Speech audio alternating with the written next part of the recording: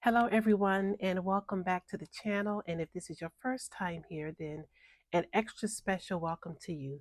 My name is Trish, and this is just my space here on the internet where I share lots of things about crafting, all the crafty things I've been doing since the last time I recorded. And I sprinkle in a little bit of life updates and health updates. We talk a little bit about autoimmune illness on occasion. Sometimes I take you in the kitchen to prepare a meal. So it's pretty much whatever has been on the agenda for the week. Today, I will be giving a update on some of the crafting projects, in particular knitting and spinning. And I will also share with you a couple of things that I picked up in my crafty travels over the past couple of weeks. There has been local yarn store day. There was Yarn Centric, a pre-show to Maryland Sheep and Wool, and then of course Maryland Sheep and Wool. So that's what's on the agenda for the day. So today is Friday, May 9th, and it's been a week since Maryland Sheep and Wool, and in a lot of ways I feel like I'm still recovering from that trip. We were only gone for Thursday, Friday. We were only gone for 4 days. Even though we live in the state of Maryland, we travel about an hour away from where we live to stay on that end because DC traffic can be just really, really hard. So we always like to stay, and it's also nice to just to have a getaway. So we were there for 4 days. We had a cute little apartment that we rented on Airbnb, and I thought I was pacing myself and just pacing myself, and I thought my goal was to just stay relaxed the whole trip, but apparently I did not succeed because I'm still recuperating. I'm still very, very fatigued and a few body aches. And today I woke up with a really bad headache. So I'm going to try to keep upbeat as the show goes on. So if I'm not as chipper as usual, it's because I'm fighting a really bad headache. But anyway, let's get into the making. First of all, let me just share with you what I am wearing. Today is a very overcast day here in Maryland. The sun isn't shining and there's a breeze. I think it's about in the mid 60s. And the sun, where I am in my living room, doesn't come over on this side until about 3 o'clock. So it stays pretty chilly in here, even on warm days. So on a cool day, it's really chilly. But I'm really happy about that because that means I can put on a hand knit sweater. So I just decided to put on my modern wrapper today. Let me stand a little bit further back so you can see. This is a pattern by Church Mouse Yarn and Tea. And it's just the coziest garment that I think I have ever knitted. As you can see, there are like dolman sleeves. I knit my sleeves pretty long. I usually just cuff them up the way I had them, but you could absolutely just wear them over your hands if that's how you're more comfortable. And it's tunic length. It hits me, I would say, at the top of my hip. So it's definitely almost giving like a sweater jacket sort of vibe, or a sweater coat, I should say, sort of vibe. And it's just so cozy and warm. The interesting thing about this pattern is that it is only in one size. So that's pretty interesting because even on all different sizes, somehow this pattern works. It just works. So really, really excited to be able to put this on today. I knit my modern wrapper in um, Brooklyn Tweed Loft, which is their fingering weight wool. And if you don't know already, Brooklyn Tweed has decided to close down their yarn business and to focus mainly on pattern design. So I'm really going to miss this yarn. I have knit several items with this yarn, and I do still have some in stash. So I'm going to be really careful about which projects I choose to knit it with. But yes, so I used the Brooklyn Tweed Loft, and I held it with a mohair by Garn Studio. And it's this beautiful purple color.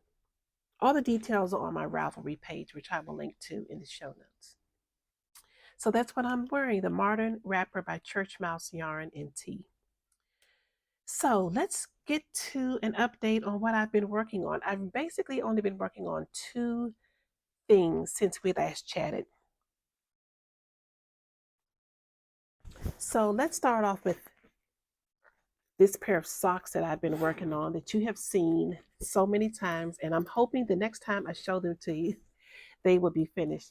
By the way, I switched up the project bag that I had these in. This is this adorable bag by Fat Squirrel Fibers.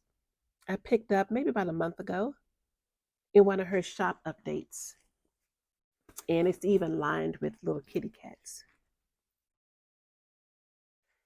If this is your first time here, I do have a cat. His name is Cashmere. And sometimes he makes an appearance. I'm looking because I just heard him, but sometimes he makes an appearance on the show. So if he comes over, then maybe I'll get to pick him up and show him to you, because I don't think he's made an appearance in quite a while. Hence the cat bag. I could not resist. It's very hard for me to resist cat things. So the pattern, I am knitting the Find the Joy socks. This is a pattern by Kay Litton, and I've got sock number 1 finished, and I've made quite a bit of progress on sock 2, which I am very, very excited about. So this pattern features this really pretty cable design here. It's a very simple repeat. It is a 4, is it a 4 or 6 row repeat? I think it's a 4 row repeat that is very easy to memorize, because on the cable rows, the cables are going in the same direction on each row that you do the cables on. So it's very easy to memorize. And I decided to do a little pop of color at the top of my sock. They are knit top down.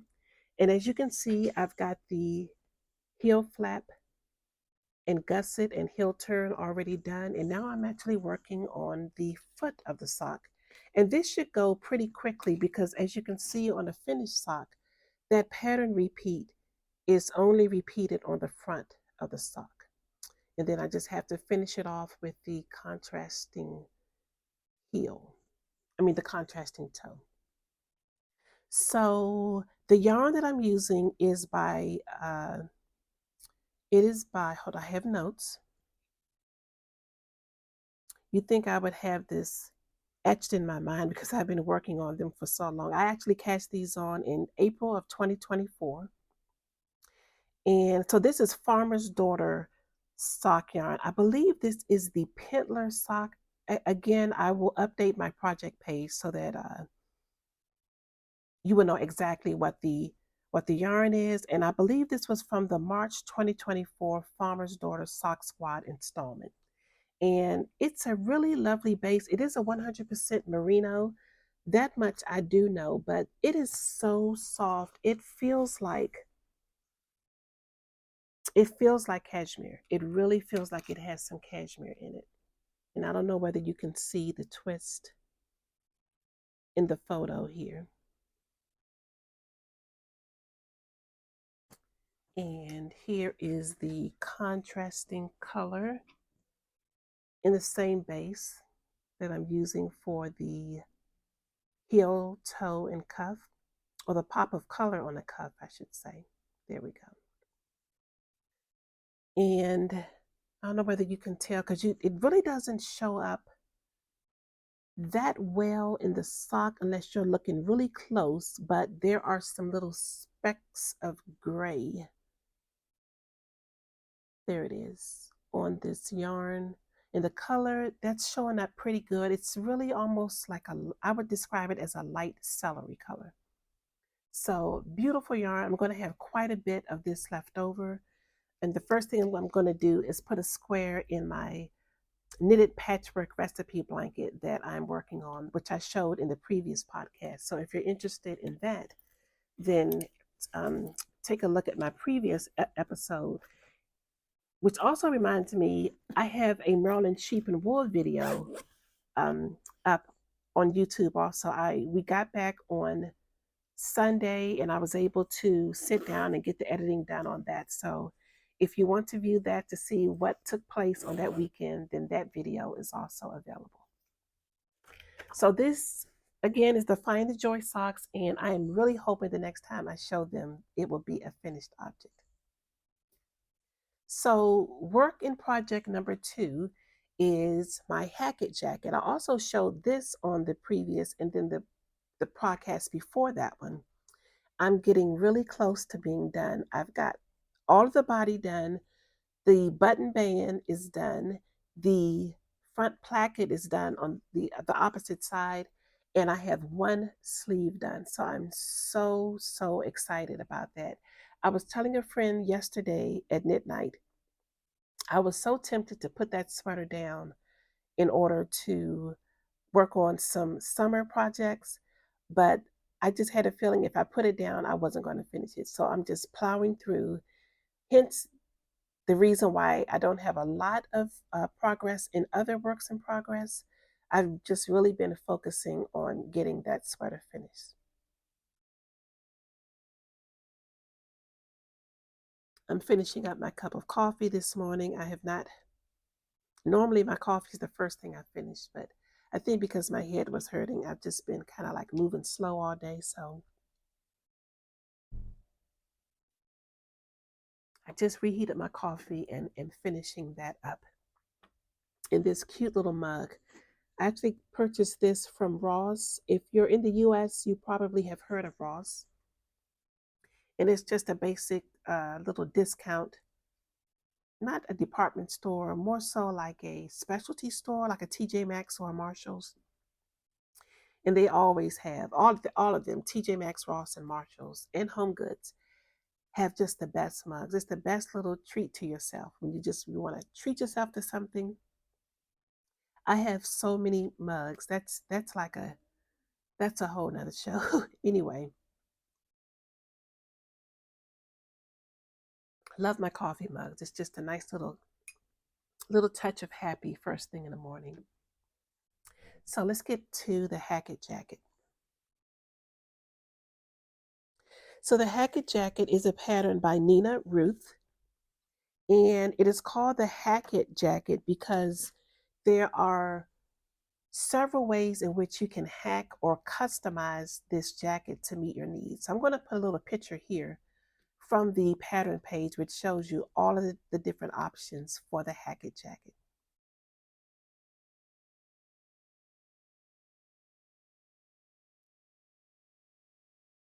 So as you can see, you can do a striped version. You can do a garter, all over garter stitch. You can do the highly textured version that I did. You can do a stockinette, just a basic top down stockinette raglan. It is just a really nice pattern that you can just customize to your needs. So like I said, I decided to do the textured version, and here is my progress. So as I mentioned, I've got one sleeve done. The entire body is done. There's the back. And I am working on sleeve number 2. So as you can see from sleeve number 1 that is already finished, this is a pretty wide sleeve. It is not as narrow as I thought it was going to turn out, but I still think that this is going to work out really well. I have tried it on and it's really cute. I really love a dramatic sleeve, so I'm perfectly fine with the fact that this sleeve is really large and almost balloon shaped. What I decided to do though, the pattern calls for you to knit the body on a US 8, which is what I did, and to knit all the trimmings, the sleeve cuff, the button band, and everything in a US 6. I decided to go all the way down to a US 3 to knit the edge of my sleeve, and I opted for a 2x2 rib as opposed to a 1x1 rib that the pattern called for. And the reason I did that is because, as you can see, one of the textured portions of the sweater is a 1x1 rib, And it just so happened that the 1x1 rib is where I needed to end the sleeve before I headed into the cuff. And I just thought it would be much more interesting to do a different type of rib for the cuff as opposed to the 1x1. So that's why I did the 2x2. I just did a basic bind off in pattern, knit two, purl two. And I just did a loose bind off. I didn't do anything extra stretchy or anything because, as you can see, there's still quite a bit of room in this cuff. And I'll hold this up a little bit so you can see what the texture actually is. So there's stockinette stitch, there's garter stitch, there's 1x1 rib, and there's also some seed stitch. And each section is divided by, or separated, I should say, by just a basic stockinette stitch. So I love this sweater. I think it's going to be super cute. The reason I decided to knit it is because I wanted something that would be more like an oversized, like sweatshirt type of a vibe. And I think I was able to accomplish that. With this pattern, I am going to wet block it because I want these stitches to relax and get nice and smooth. And I just want to show you my button band. You can see that here. To do the button band, I used a video on YouTube from Stephen West, and that worked out so nice. It was so easy, so simple, and they're nice and sturdy. As you can see, there are no holes. I think they turned out really well. I picked up the buttons that I'm going to actually be putting on the sweater while I was away at Maryland Sheep and Wool last weekend. And if I can grab them real quick, I'm going to just insert a picture of them. But they're basically a deep charcoal color. I didn't want to do anything too colorful, too patterned, because I want this to be just a really simple sweater that will work with a variety of things. Something I can put over a dress, something I can wear with like maybe a tunic and some leggings. And I just wanted the buttons to be really neutral so that it would work with a variety of outfits. So this is again the Hackit jacket, and hopefully the next time I show this, it will be a finished object. I was just thinking this morning, I think a video coming up really soon is going to be a finished object parade, because I have so many things that are almost finished. They just need maybe about an hour or so of my time and attention. Either they need some finishing or just a couple of more inches to go. So I've got lots of finished objects coming up very soon. And I don't think I told you what yarn I'm using to knit the Hackit jacket. It is this here from Knit Picks. This is the wool of the Andes, and the color is Dove Heather.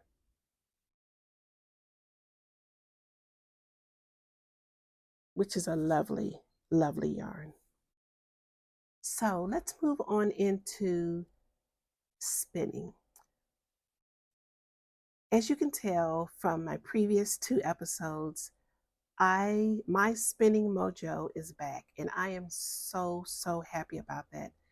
I had spent probably about a year and a half, maybe even 2 years before I even touched my wheel. And I guess it was life, life gets in the way, and spinning, I think, is one of those things that it does require some forethought and some planning and setup. I used to keep my spinning wheel in the living room, and then I took it back to my craft room. And I just didn't have a chair in the craft room that was comfortable enough for me to spend time spinning. So I brought it back to the living room, and that's pretty much where it has stayed. And I think that having the spinning wheel in a place where it is comfortable, where it's like it's always there, you can sit down at it for 5 minutes, 10 minutes, 30 minutes, however much time you have, as opposed to it being off in another room. I do spend most of my time here in my living room. So I think that just having it or moving it to in here has made all the difference in the world. And also just being determined not to let life just stop me in my tracks, and to just make sure that I'm finding time to do the things that I love, which is just so important for my mental well-being. I know I'm preaching to the choir. You already know that. So I say all that to say, so happy to be back on my wheel again. So let me share with you a skein that I just finished.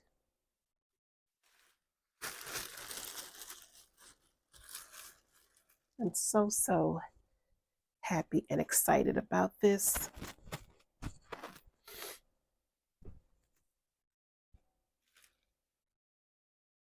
So here it is.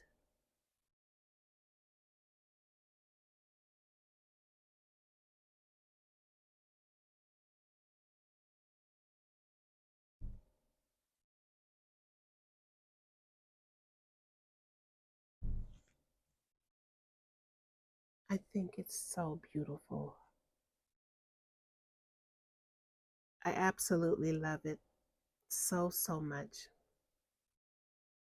As I mentioned on the last podcast, my intention was to do this as a fractal spin, which is basically a technique of dividing your braid into separate sections so that you get runs of color that are vastly different. And I think you can see that really well in this skein. You've got some runs of color that are almost solid, but there's also quite a bit of barber poling going on in various colors. It's so pretty. And if it looks super soft, it is because it is. It is so soft and springy. Um, I just love it so much. So this yarn was dyed by Hello Yarn, and the wool is Rambouillet. It was Rambouillet wool top. And I was supposed to do some research on Rambouillet. If I can, I will just insert some voiceover about what I learned about the Rambouillet fiber from working with this wool. So the color is Enchilada Night, and Hello Yarn has a yarn club, but it has been closed to new subscribers for as long as I can remember. But every once in a while, she will have a sale where she has a color that she will offer to the public. So I was so happy to be able to grab a skein of this, and so happy to finally have this all spun up. Not sure if I mentioned it is a two-ply fractal spin, and I need to purchase a spinner's control card. I think that's the name of it, where I can lay the fiber down to know exactly what the weight is. But if I had to guess, I would say it's about a DK weight. It's about 219 yards. It would have been a lot more yardage, but I made the mistake when I started applying them together. I started applying them in the same direction that I spun them, which is incorrect. You're supposed to apply in the opposite direction. That's what happens when you've been away from your spinning wheel for a while.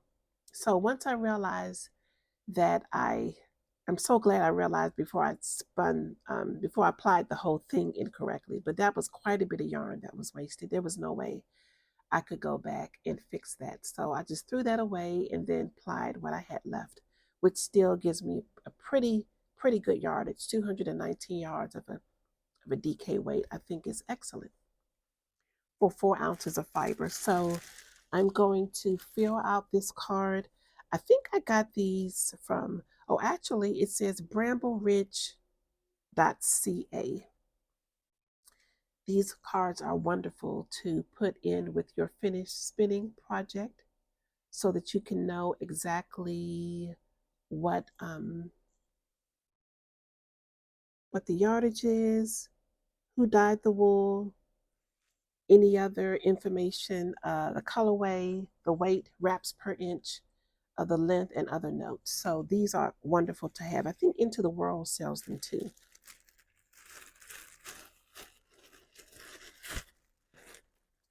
So that is spinning project number 1. There's another spinning project. I gotta go grab it. Hold tight 1 second. Okay, it was right behind me.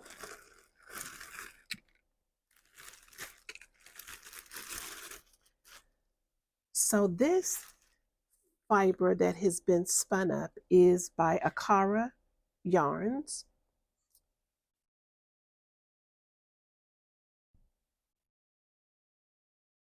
And there's a picture, a little shot of these. So I basically had two 50 gram, 50 gram braids of this fiber. And so as you can see, they both have been spun up and they're ready to be plied. So this is definitely going to be a project for the weekend. Can't wait to see what this looks like. Don't know if you can see, hopefully you can pick up the colors. As I said, the lighting's not that great today. It's pretty overcast, but there are some greens, purple. If I hold them together, it'll work a little bit better. There we go. Greens and purples and sand color. Some blue is in there. Just an absolutely beautiful braid. The composition of this braid is Polworth, llama, and tussa silk. So that's where that tussa silk is where you're getting that beautiful sheen from. And the llama is just amazingly soft and luxurious. I thoroughly enjoyed spinning this up. I posted to Instagram that I spun up an entire 50-gram braid in one sitting, and the same thing with this one. I just feel like it basically just spun itself. And if I have to guess, I'm going to guess this is going to end up as a worsted weight because these singles, they're thin, but they're not super thin. So that's my very non-technical description of how I think these are going to apply together. One thing I know that I want to work on as a spinner or as someone who's getting back into her spinning game is becoming more familiar with the spinning terms. And there's so many things I still need to learn. You probably can hear that by the way I'm describing things, but I definitely look forward to getting back into my books and watching other podcasters like Rachel from the Wool and Spinning podcast. She's also known as Wellfoot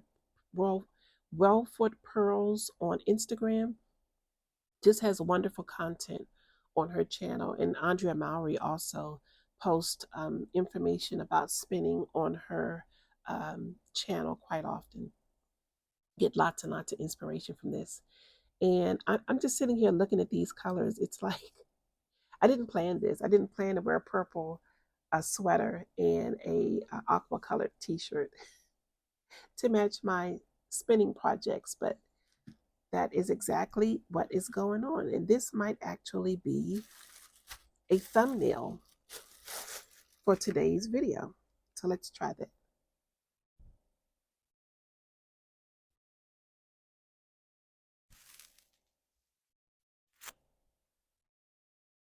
Okay.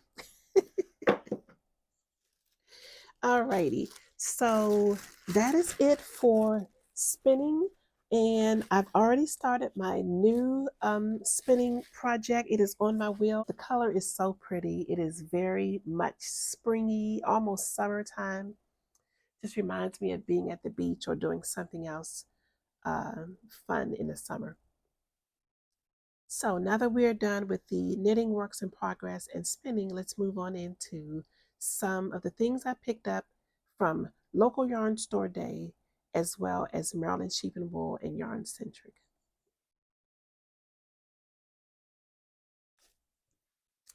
Here is my goodie basket.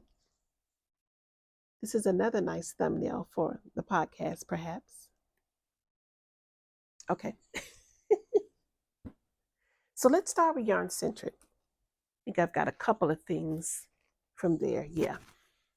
So I knew I wanted to visit Chelsea Luxe Yarns booth. I was really hoping that she was going to bring some of her neon tweed with her. She did a beautiful color for Grace. Is it Grace and Pearls Yarn Shop in New Jersey? And I wanted that color, but I said, she's coming to Yarn Centric, and I'm almost positive she's going to bring some of the neon tweed with her, and she did. So I picked up the show color for Yarn Centric 2025.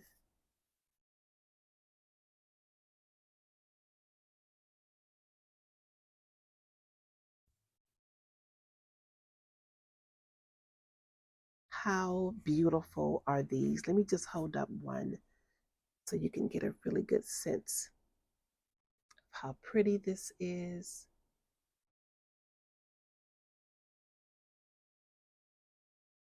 How gorgeous is that? I know that this is going to be a sweater. I just don't know which one. And the base is, she's actually calling this Chelsea Luxe Sprinkle. The colorway isn't on here, but this was definitely the show color.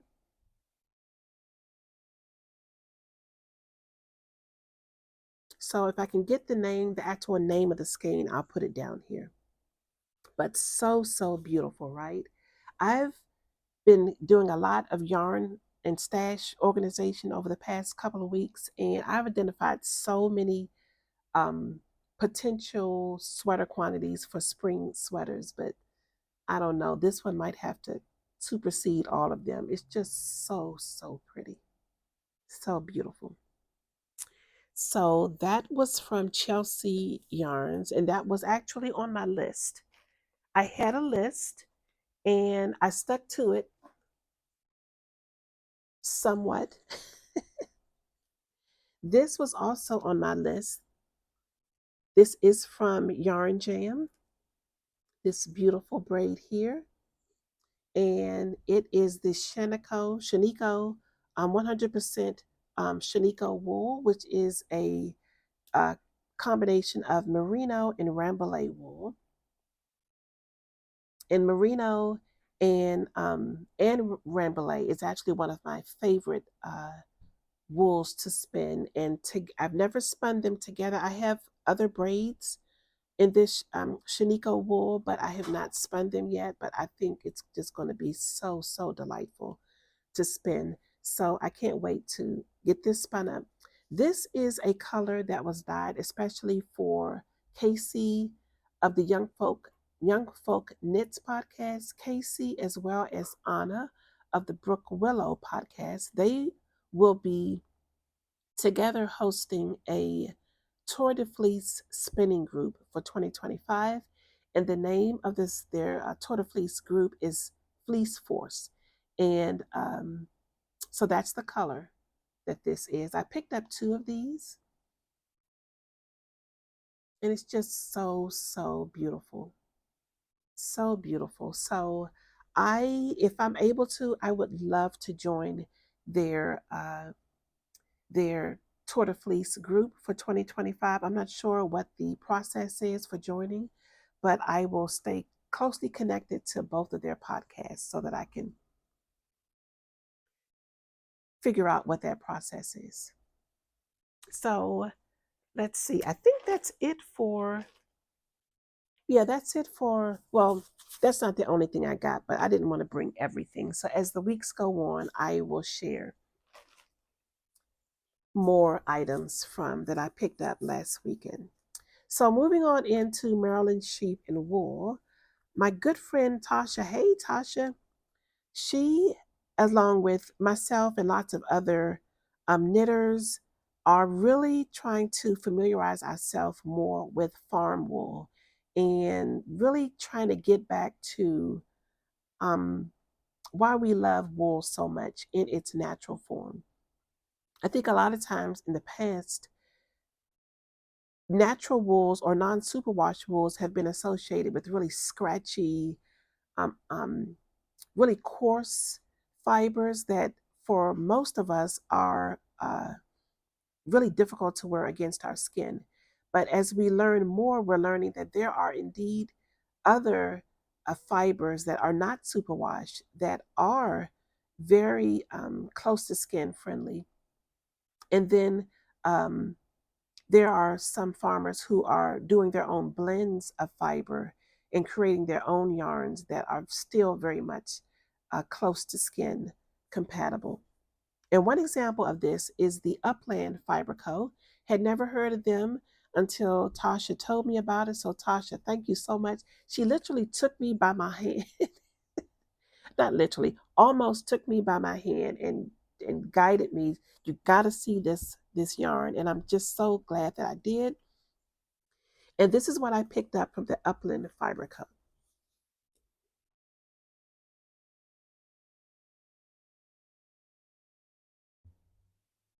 So this base is their Merhair DK.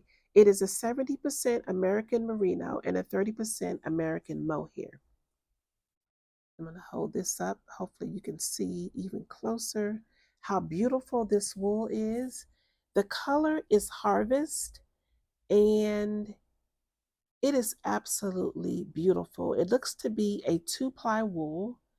And even though it has mohair in it, it is super soft. You don't see or you don't feel those guard hairs that you sometimes get with a mohair. I would consider this very much next to skin. I could wear this next to my skin. I don't really have a big problem with wool, um, but I I do prefer a softer wool to knit with as well as to wear against my skin. And this definitely fits the bill. I believe they had two other bases. There was a worsted weight and a fingering weight. So I picked up these three because I thought that it would just make a really simple shawl.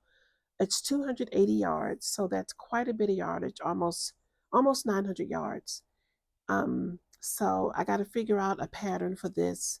I'm thinking about maybe the Dustland shawl by Stephen West would be lovely in this. I'm also very much tempted to go back on the website and pick up three more for a sweater.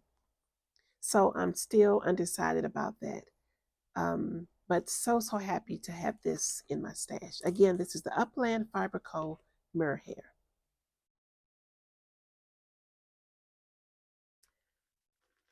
So no visit to Maryland Sheep and Wool would be complete unless you visit the Loop Studio booth.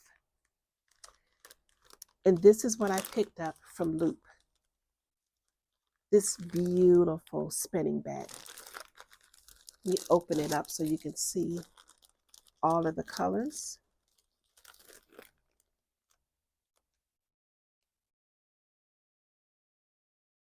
So I have spun up one of these bats before, and they're just absolutely delightful to spin.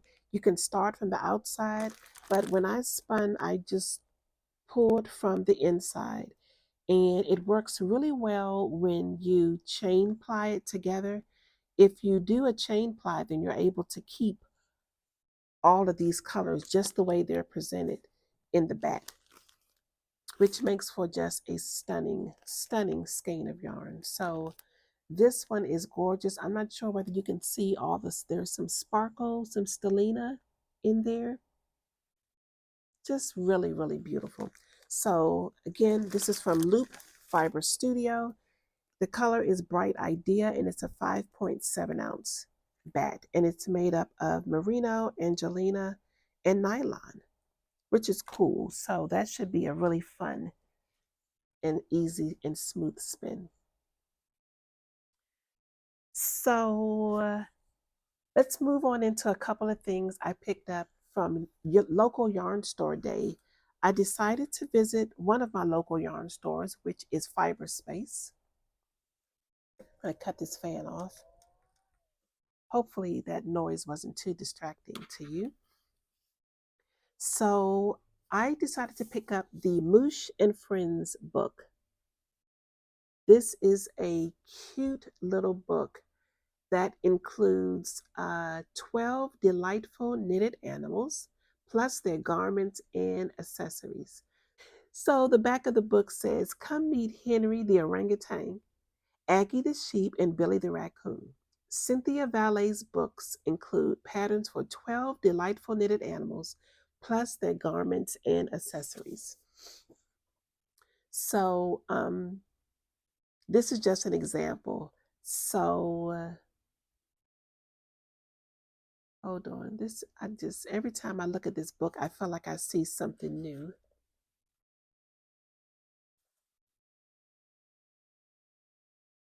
How adorable is that? Let me see. There we go.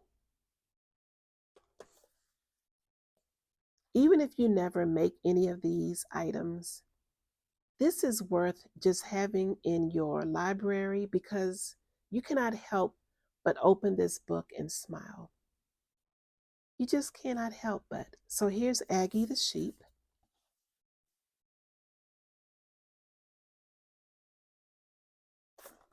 So precious, so precious. And there's her outfit. It's a closer up look at that adorable dress. And it's another close up of the actual animals that you can knit in this book. So looking forward to making some of these. I think the first thing I want to make is Aggie the sheep, but I'm also torn between the bear. But I picked up just one skein of this Jameson's Shetland Spindrift because this is what I will use for making one of my animals with. So excited about this book. I think that, like I said, even if it takes me a while to get to making some of these, oh my goodness, how adorable is that? Just flipping through this book is sure to put a smile on your face. So yes. So I need to get knitting. Do you not agree? Bringing in so many things into the stash. So really trying to stay focused and motivated so that I can get these beautiful yarns knit up and this beautiful fiber spun up, which will in turn make their way into other beautiful garments.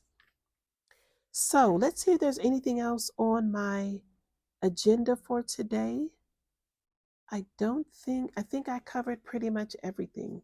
Thank you so much for joining me for another episode. There are several new subscribers here. Thank you so much for choosing to subscribe. It means the world to me. Let me know how you found the channel. Was it just through a random search? If someone mentioned me and recommended this channel, then let me know so that I can give them a proper thank you. I hope that you continue to find lots of joy in your making. Let me know in the comments what you were working on when you watched today's episode, and I will see you again in the next video. Bye-bye.